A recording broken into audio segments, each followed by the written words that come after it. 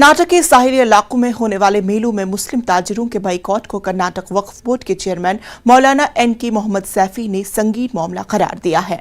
मौलाना NK. Mohammad Saifi के मुताबिक मुल्क के भाईचारे को बनाए रखने के लिए इस तरह के इक़दाम से गुरेज करना चाहिए। साहिली शहर मंगलुरु के दो मंदिर मंगला देवी मंदिर और बप्पा नाडु दुर्गा परमेश्वरी मंदिर के सालाना मेलों में मुस्लिम ताजिरों को दुकानें लगाने की इजाजत नहीं दी गई है। वाज़ेह रहे कि हिजाब पर कर्नाटक हाई कोर्ट के फैसले की मुखालफत के बाद मुबैना तौर पर हिंदू तंजीमों के दबाव में मंदिर कमेटियों ने ये फैसला लिया है। ये तो नहीं होना चाहिए।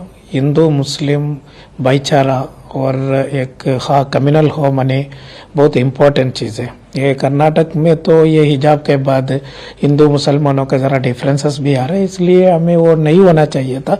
कुछ जगह पे हो रहे, इसको मैं सुबह से अभी तो मीडिया से, कर्नाटक का मीडिया से ये अपील कर रहा था, मुतालबा कर रहा था। पूरे और ये अमन और सुकून अहम चीज़ है, इसलिए हिंदू मुसलमानों का एक ब्रदरहुड, एक भाईचारा बहुत इम्पोर्टेंट है।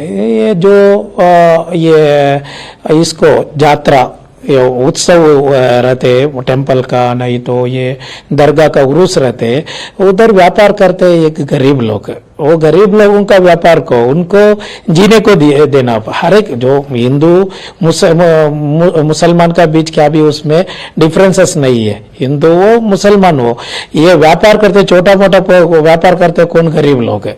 गरीब लोगों का उनका पेट का बहुत बड़ा मार पड़ते हो, इसलिए वो नहीं होना चाहिए। हमें वो कंडम करेंगे। हिंदू लोग करे तो भी, मुसलमान लोग करे तो भी वो मजम्मत करना ही है हमें। पाकिस्तान के दारुल हुकूमत इस्लामाबाद में जारी OIC यानी ऑर्गेनाइजेशन ऑफ इस्लामिक कॉरपोरेशन के इजलास में पाकिस्तानी वजीर आजम इमरान खान ने एक बार फिर कश्मीर का मसला उठाया। कश्मीर के मामले पर पाकिस्तान को चीन की मुकम्मल हिमायत हासिल रही। वजारत खारजा हिंद ने इस मामले पर अपना एतराज दर्ज करवाया है। वजारत खारजा की जानिब से जारी बयान में कहा गया है कि OIC इजलास के दौरान चीन के वजीर खारजा वांग यी ने जिस तरह से बयान दिया है उसे हिंदुस्तान मुस्तरद करता है। वजारत खारजा की जानिब से कहा गया है कि जम्मू कश्मीर से मुतालिक मामलात मुकम्मल तौर पर हिंदुस्तान के अंदरूनी मामलात है। चीन समेत दीगर ममालिक को इस पर तबसरा करने का कोई हक नहीं।